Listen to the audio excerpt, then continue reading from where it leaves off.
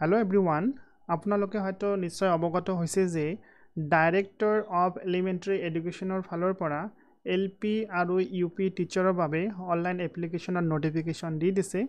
আৰু online application start হ'ব ফেব্ৰুৱাৰী মাহৰ 15 তাৰিখৰ পৰা আৰু শেষ হ'ব মাৰ্চৰ 31 তাৰিখৰ পৰা গতিকে এইখিনি সময়ৰ ভিতৰতে আপোনালোকক এপ্লাই কৰিব লাগিব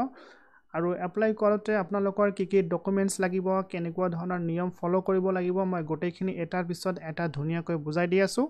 আপোনালোকে জাস্ট প্ৰথমৰ পৰা লাষ্টলৈকে বুজিবলৈ চেষ্টা কৰিব ওকে এলপি আৰু ইউপি টিচাৰৰ বাবে টোটাল 4500 পোষ্ট আছে তাৰ ভিতৰত 2900 পোষ্ট আপোনাৰ এলপি লেভেলত দিয়া আছে আৰু 1600 পোষ্ট ইউপিত দিয়া আছে সো যেতিয়া মই ইউপিত যাম তেতিয়া আপোনালোকক বুজাই দিম মই প্ৰথমত এলপি লেভেলটো বুজাই দি আছোঁ ওকে আমি এতিয়া ডকুমেণ্টছ কি লাগিব কি নিয়ম আছে মই গোটেইখিনি বুজাই দি আছোঁ নম্বৰ 1 ৰ প্ৰয়োজন নাই ইয়াত একোই প্ৰয়োজনীয় বিষয় নাই নম্বৰ 2 ৰ পৰা মই ষ্টাৰ্ট কৰিছোঁ নম্বৰ 2 ত কোৱা আছে যে যিসকল কেণ্ডিডেট আসাম টেট বা সি টেট অৰ্থাৎ চেণ্ট্ৰেল টেট পাছ কৰিছে সেই সকল কেণ্ডিডেটে কেৱল এপ্লাই কৰিব পাৰিব বাকি সকল এপ্লাই কৰিব নোৱাৰিব নম্বৰ 3 ত কি দিয়া আছে যে যিসকল কেণ্ডিডেট যেতিয়া এ টেট বা সি টেট পাছ কৰিছিল হিয়তৰ ল্যাঙ্গুৱেজ 1 বা ল্যাঙ্গুৱেজ 2 যেটো সাবজেক্ট আছিল সেইটো সাবজেক্ট ম্যাচ হ'ব লাগিব ম্যাচ কৰিব লাগিব কিহৰ লগত ম্যাচ কৰিব লাগিব কেণ্ডিডেটে যিখন ডিস্ট্ৰিক্টত এপ্লাই কৰিব সেইখন ডিস্ট্ৰিক্টৰ যেটো সাবজেক্ট হয় সেই সাবজেক্ট বা যেটো ভাষা হয় সেইটো ল্যাঙ্গুৱেজৰ লগত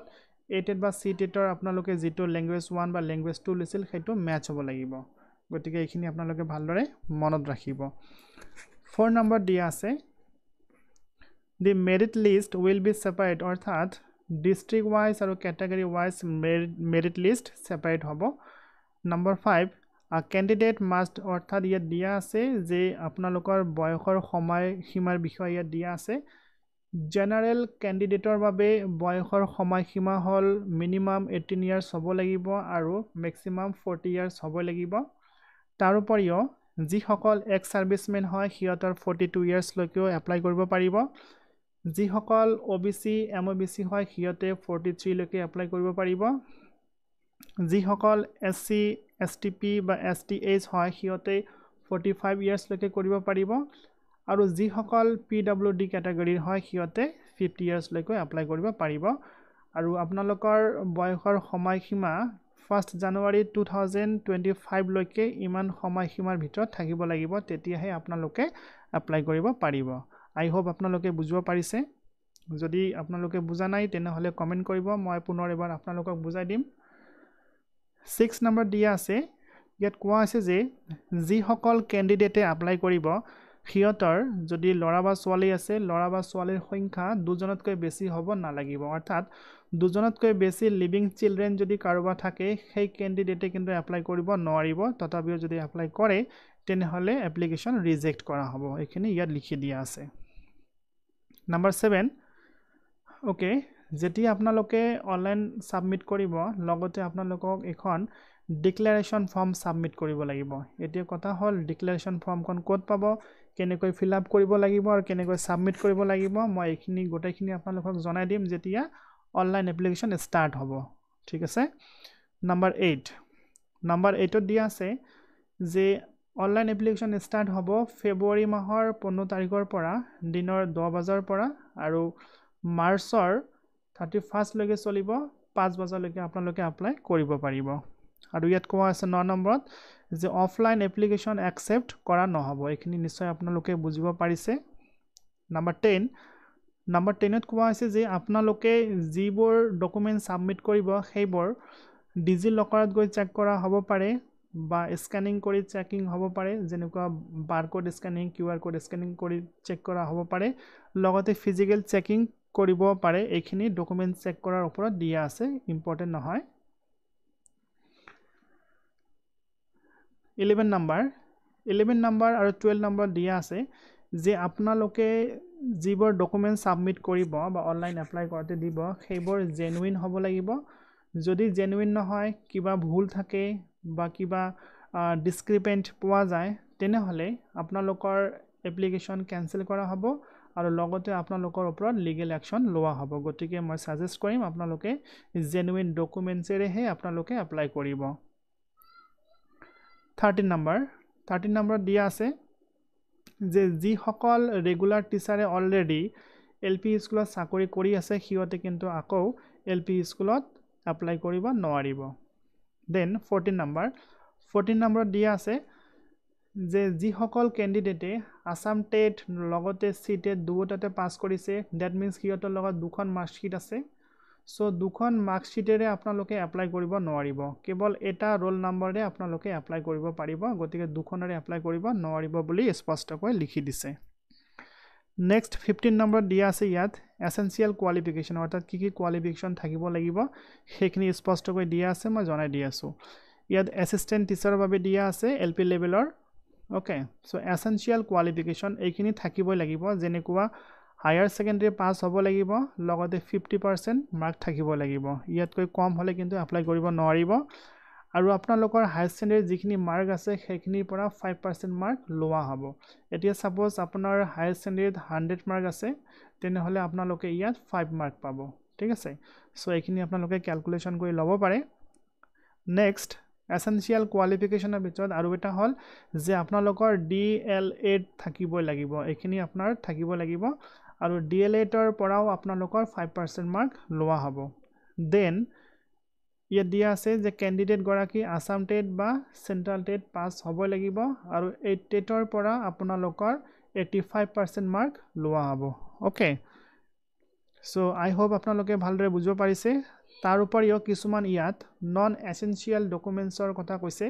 এইবোৰ যাৰ আছে সিহঁতৰ বাবে ভাল কথা আৰু যাৰ নাই সিহঁতৰ টেনচন কৰিব নালাগে এইবোৰ নাথাকিলেও আপোনালোকে এপ্লাই কৰিব পাৰিব কিন্তু ওপৰৰ এইখিনি থাকিব লাগিব সো নন এসেনশিয়াল ডকুমেন্টছ কি হয় মই এবাৰ কৈ দিছো যেনেকুৱা এনসিসি সাৰ্টিফিকেট যদি কাৰোবা আছে তেনেহলে সিহঁতে 5 নম্বৰ পাব অৰ্থাৎ 5 মাৰ্কস এইখিনিৰ পৰা পাব তাৰ পিছত দিছে কাৰোবা যদি স্পৰ্টছ নেশনাল লেভেলৰ স্পৰ্টছ সাৰ্টিফিকেট আছে সিহঁতো 5 মাৰ্কস পাব যদি কাৰোবা আৰ্টছ বা কালচাৰাল এক্টিভিটিছৰ ওপৰত সাৰ্টিফিকেট আছে সিহঁতো 5 মাৰ্কস ইয়াৰ পৰা পাব গতিকে এইখিনি এটা ভাল দিছে আপোনালোকৰ বাবে যাৰ আছে আপোনালোকৰ খুবে ভাল হ'ব ওকে নেক্সট নম্বৰ 1 ত দিয়া আছে candidate having graduation with 2 years diploma অৰ্থাৎ ইয়াত কোৱা আছে যি সকল ক্যান্ডিডেট গ্ৰেজুৱেচন হৈছে বা গ্ৰেজুৱেচন কমপ্লিট কৰিছে আৰু লগতে সিহঁতৰ ডিপ্লোমা কৰা আছে কিন্তু এটা কথা দিয়া আছে ইয়াত যে আপোনালোকৰ গ্ৰেজুৱেচনৰ মাৰ্ক কিন্তু কাউন্ট কৰা নহব কাৰণ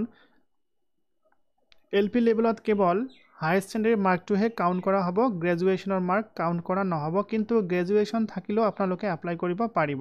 ঠিক আছে আৰু দিয়া আছে ইয়াত no marks will be allocated against graduation স্পষ্টকৈ লিখা আছে ইয়াত গতিকে আপোনালোকে ভালদৰে মনত ৰাখিব কথাখিনি ইয়াত পে স্কেলৰ বিষয়ে দিয়া আছে 14000 পৰা ষ্টাৰ্ট কৰি 17000 লৈকে টিএ ডিএ বোৰ আছে আকৌ ওকে নেক্সট ইয়াত কি দিয়া আছে নট ক্লিয়াৰ অৰ্থাৎ কাৰোবা যদি কোৱালিফিকেশন ক্লিয়াৰ হোৱা নাই সাপোজ কোনোবা ক্যান্ডিডেট আছে এতিয়াও DL8 সেকেন্ড সেমত বা লাষ্ট ইয়াৰত পঢ়ি আছে বা হায়াৰ সেকেন্ডাৰী এতিয়া কমপ্লিট হোৱা নাই সো এইখিনি কোৱাই নট ক্লিয়াৰ কোৱালিফিকেশন যদি এনেকুৱা অৱস্থাত কোনোবাই আছে সিহঁতে কিন্তু এপ্লাই কৰিব নোৱাৰিব সিহঁতৰ এপ্লিকেশন একচেপ্ট কৰা নহব আই হোপ আপোনালোকে বুজিব পাৰিছে নেক্সট 4 নম্বৰ দিয়া আছে ইয়াত কোৱা আছে betterment or improvement of marks অৰ্থাৎ ইয়াত কোৱা আছে যদি কোনোবা ক্যান্ডিডেটে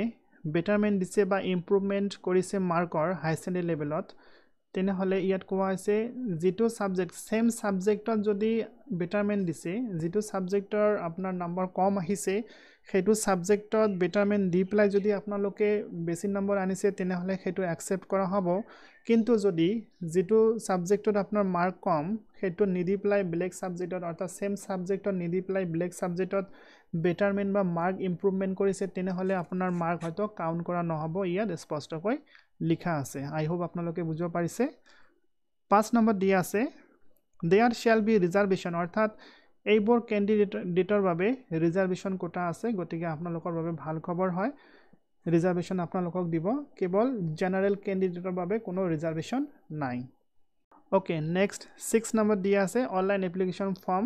অৰ্থাৎ কেনেকৈ অনলাইন এপ্লিকেশ্যন কৰিব অনলাইন এপ্লিকেশ্যনৰ এটা নমুনা ইয়াত দিছে যে এইবোৰ অৰ্থাৎ আপোনাৰ ডেট অফ বাৰ্থ থাকিব লাগিব এইখিনি মই আপোনালোকক পিছত দেখুৱাই দিম অৰ্থাৎ যেতিয়া এপ্লিকেশ্যন ষ্টাৰ্ট হ'ব তেতিয়া কেনেকৈ কৰিব লাগে গোটেইখিনি মই ফিল আপ কৰি আপোনালোকক দেখুৱাই দিম এইখন জাষ্ট এটা নমুনা দিছে আপোনালোকক বুজাবলৈ আই হোপ আপোনালোকে এলপি লেভেলৰ যিটো নিয়ম হয় গোটেইখিনি ভালদৰে বুজিব পাৰিছে এতিয়া মই ইউপিত কি লাগিব গোটেইখিনি মই আপোনালোকক বুজাই দি আছো জাষ্ট বুজিবলৈ চেষ্টা কৰিব ওকে ইউপি লেভেলত বিশেষ একোৱে চেঞ্জ নাই অলপ চেঞ্জ আছে মই আপোনালোকক জনাই দি আছো ইউপি লেভেলত যেনেকুৱা ইয়াত টোটাল পোষ্ট আছে 1600 যিখিনি মই আগতে কৈ দিছিলো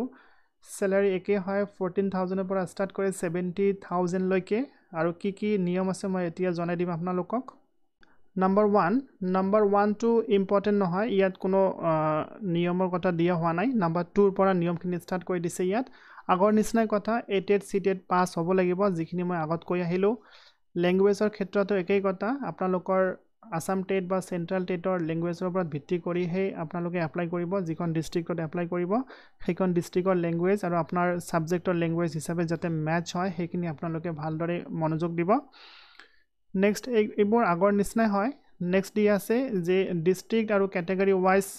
মেৰিট লিষ্ট বোৰ সেপাৰেট হ'ব আৰু বয়সৰ বিষয়ে আগৰ নিচিনাই হয় ইয়াত কোনো চেঞ্জ নাই আগৰ নিচিনা বয়সৰ কথা ইয়াত কোৱা হৈছে দেন এইখিনিও আগৰ নিচিনা যে দুজনতকৈ বেছি লিভিং চিলড্ৰেন যদি থাকে হিয়তে এপ্লাই কৰিব নোৱাৰিব নাম্বাৰ 7 তো আগৰ নিচিনা কথাখিনি দিয়া আছে যে আপোনালোকক ডিক্লেৰেশ্যন ফৰ্ম এখন সাবমিট কৰিব লাগিব এইখিনি মই যেতিয়া এপ্লাই কৰিব লাগে তেতিয়া মই আপোনালোকক দেখুৱাই দিম 8 নম্বৰত আগৰ নিচিনা কথাখিনি দিয়া আছে ফেব্ৰুৱাৰী 15 তাৰিখৰ পৰা ষ্টাৰ্ট হ'ব 10 বজাৰ পৰা আৰু মাৰ্চৰ 31 লৈকে চলিব 5টা বজালৈকে আপোনালোকে এপ্লাই কৰিব পাৰিব 9 নম্বৰত আগৰ নিচিনা কথাখিনি আছে যে অফলাইন এপ্লিকেশ্যন একসেপ্ট কৰা নহব ওকে নেক্সট ইয়াত ডকুমেন্টস কেনেকৈ ভেৰিফিকেশ্যন কৰা হ'ব যিখিনি মই আগতে কৈ আহিলো ঠিক তেনেকৈ কৰিব লাগিব এইখিনিও আগৰ নিচিনা যে আপোনালোকৰ ডকুমেন্টস খিনি যদি কোনো ভুল হয় যদি আপোনালোকে ফল্ট কৰিছে তেনেহলে আপোনালোকৰ যেটো এপ্লিকেশ্যন হেটো ক্যান্সেল হ'ব বা আপোনালোকৰ ওপৰত লিগেল একচন লোৱা হ'ব গতিকে বি কেয়াৰফুল নেক্সট এইখিনি আগৰ নিচিনা হয় যি সকল টিচাৰ অলৰেডি যি সকল ৰেগুলাৰ টিচাৰে ইউপি স্কুলত চাকৰি কৰি আছে হিয়তে ইয়াত এপ্লাই কৰিব নোৱাৰিব আৰু এইখিনি কি হল আগৰ নিচিনা যে আসাম টেট বা সি টেটৰ যিকোনো এটা ৰোল নম্বৰ দিহে আপোনালোকে এপ্লাই কৰিব পাৰিব ঠিক আছে নেক্সট ইয়াত 15 নম্বৰত দিয়া আছে কি এসেনশিয়াল কোৱালিফিকেশন লাগিব এইখিনি আমি চাই লও এবাৰ সো ইয়াত দিয়া আছে assistant teacher for upper primary স্কুলৰ বিষয়ে কি লাগিব মই জনাই দি আছো ইয়াত দিয়া আছে হায়াৰ সেকেন্ডাৰী অৰ্থাৎ হায়াৰ সেকেন্ডাৰী আপোনাৰ পাস হ'ব লাগিব